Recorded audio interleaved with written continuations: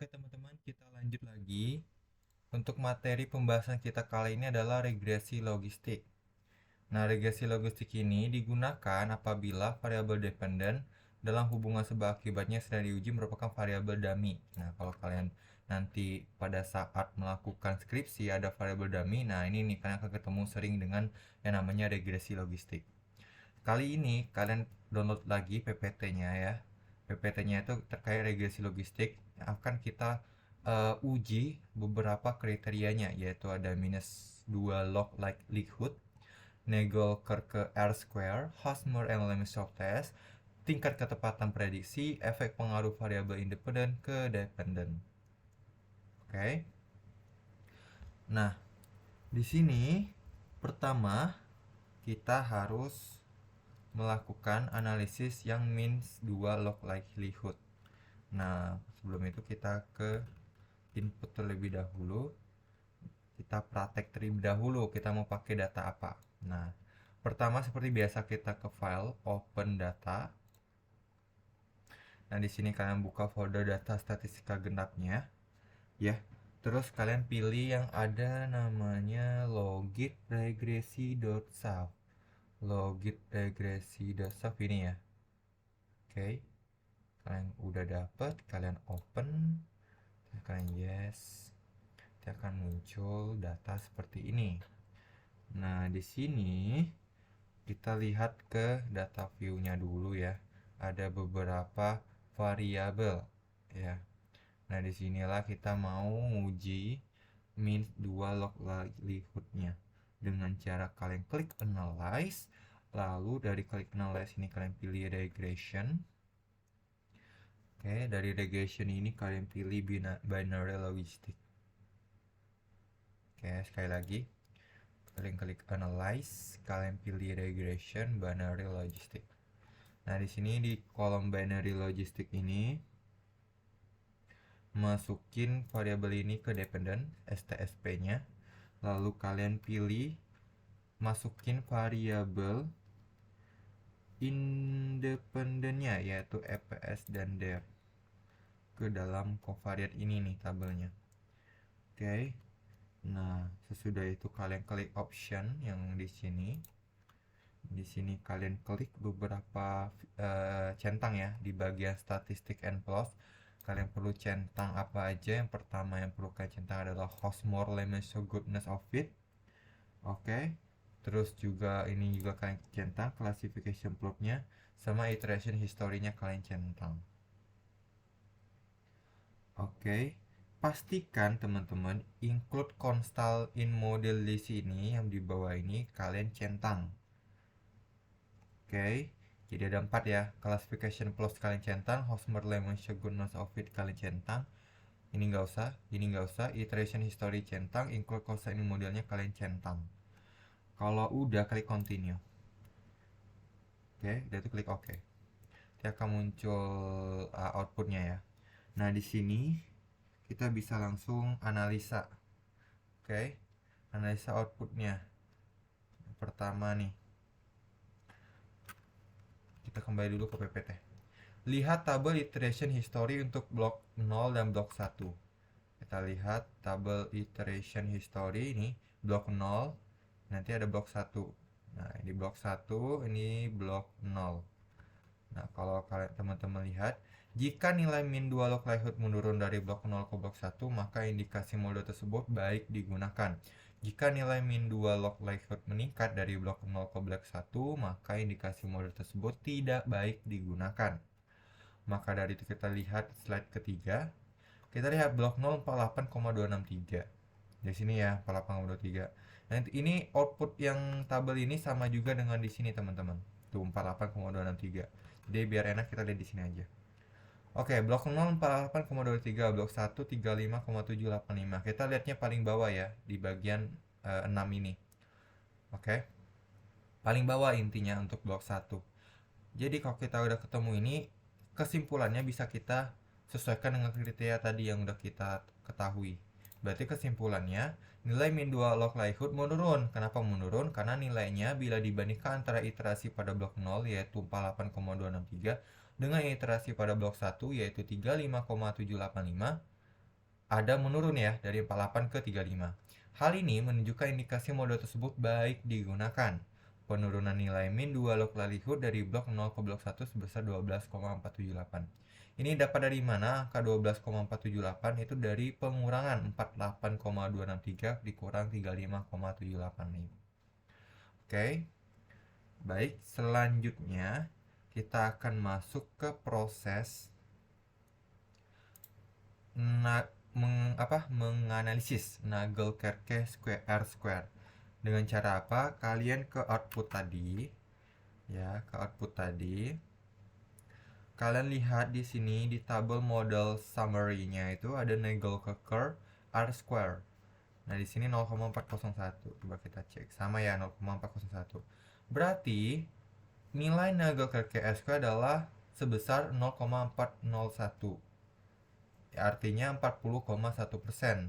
Artinya, variasi variabel dependen yaitu STSP yang dapat dijelaskan oleh variabel independen EPS dan DER adalah sebesar 40,1%. Sedangkan sisanya 59,9% dijelaskan oleh faktor-faktor lain yang tidak terdapat dalam model. Oke. Nah, selanjutnya kita akan menganalisis Hosmer and Lemeseau test. Hosmer and Lemeseau test ini itu ada kita menggunakan hipotesis. Ingat, ada hipotesis Hosmer and Lemeseau. Hipotesisnya adalah pertama, HO-nya itu model fit dengan data observasi penelitian, HA-nya model tidak fit dengan data observasi penelitian. Jadi ini udah tetap ya, hipotesisnya udah tetap. Sedangkan kita mau cari signifikannya dengan cara apa? Ya pasti tabel Hosmer and Lemeseau. Kita ke output, kita cari tabel Hosmer and Lemeseau-nya. Oke. Kita cari, nah di sini nih. Tabel Hosmer and Lemeseau-nya yaitu 0,282. Ini 0,282. Berarti nilai signifikannya 0,282 itu lebih besar sama dengan alfa. Ya, lebih besar dari 0,05, maka kesimpulannya adalah HO tidak dapat ditolak. Artinya kita ambil kesimpulannya HO, model fit dengan data observasi penelitian. Berarti modelnya fit gitu. Nah, itu adalah Hosmer and Lemeseau test. Lanjut, kita mau melaksanakan tingkat ketepatan prediksi model. Ada kesalahan tipe 1, kesalahan tipe 2, dan juga dari masing-masing kesalahan tipe 1 dan juga kesalahan tipe 2 kita ambil kesimpulan. Oke.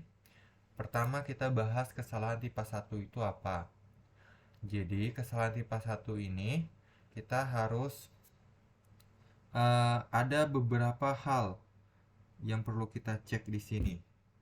Kalau kita ke file output ya, kalian lihat di tabelnya ini, di tabel classification table di sini tepatnya ada yang tidak stop split dan ada juga stock split ya.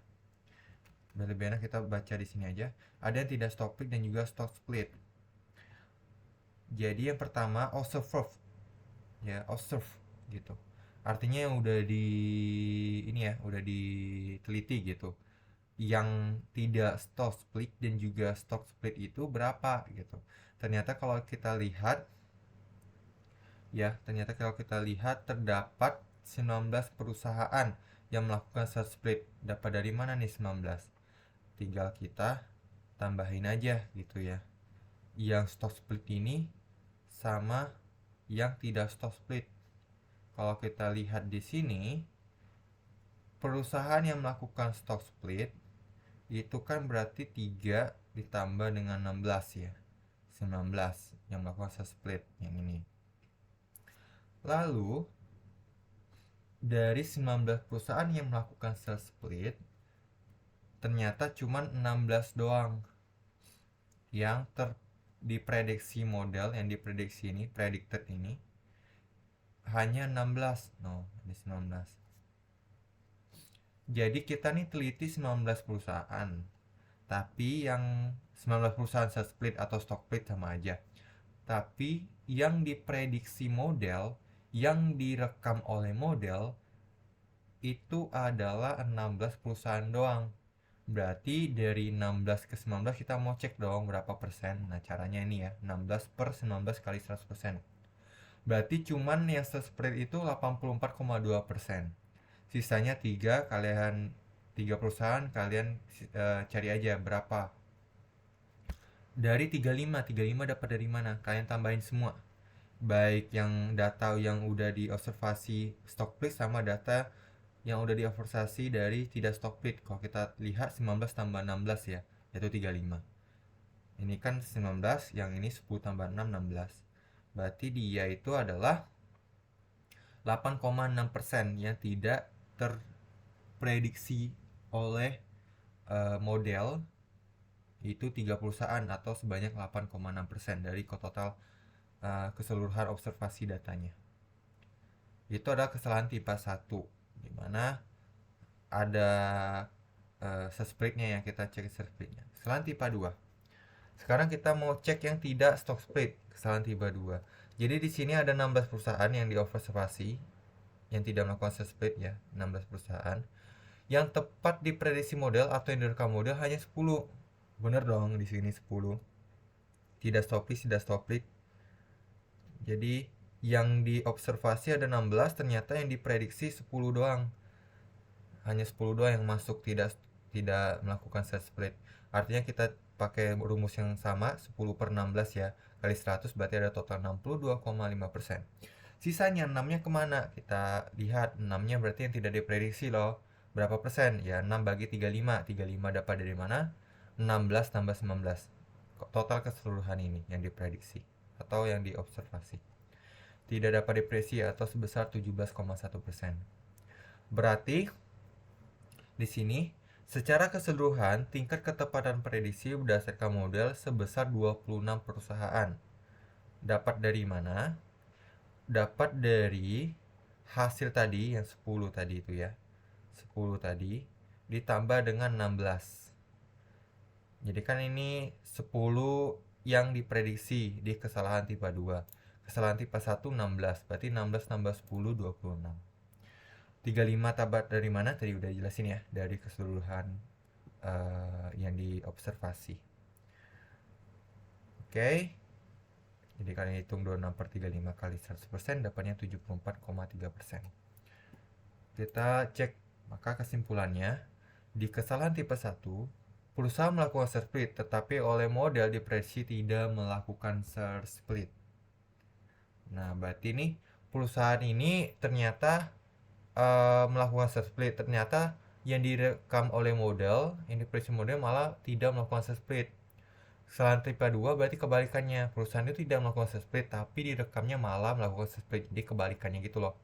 Jadi kesalahan tipe 1 harusnya dia melakukan share split, tapi ternyata ada aja model prediksi yang tidak melakukan share split. Gitu ya. Oke, itu adalah kesalahan tipe 1 dan juga kesalahan tipe 2 terkait tingkat ketepatan prediksi model. Oke. Nah, untuk selanjutnya kita akan bahas mengenai efek pengaruh variabel independen terhadap variabel dependen. Kita kembali terlebih dahulu ke output. Jadi di output ini tepatnya di variable in the equation ya. Nah, di sini di terakhir ini kan tadi kita di sini ya, kita bawahnya itu ada variable in the equation. Di variabel ini kita akan menggunakan variabel ini sebagai panduan untuk melakukan efek pengaruh variabel independen terhadap dependen. Kita kembali lagi ke PPT karena variabel tabel ini akan sama seperti tabel ini, teman-teman. Teman-teman cek ya. Tuh. Oke, pertama variabel EPS. Variabel EPS ini adalah variabel independen. Independen itu yang mempengaruhi terhadap variabel dependen yang dipengaruhi. Kita bikin hipotesis, masing-masing hipotesis variabel independennya.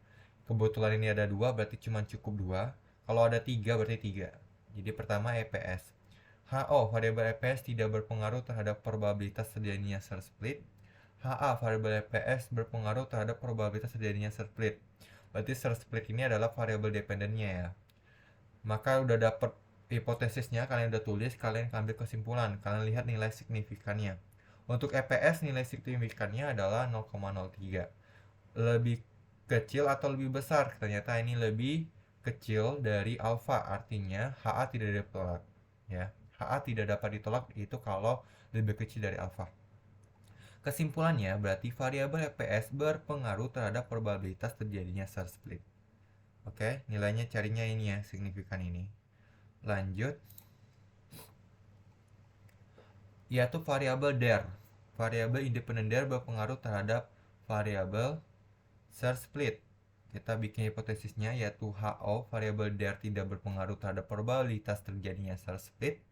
Variabel DER berpengaruh terhadap probabilitas terjadinya Search split. Berarti ada HO, HA.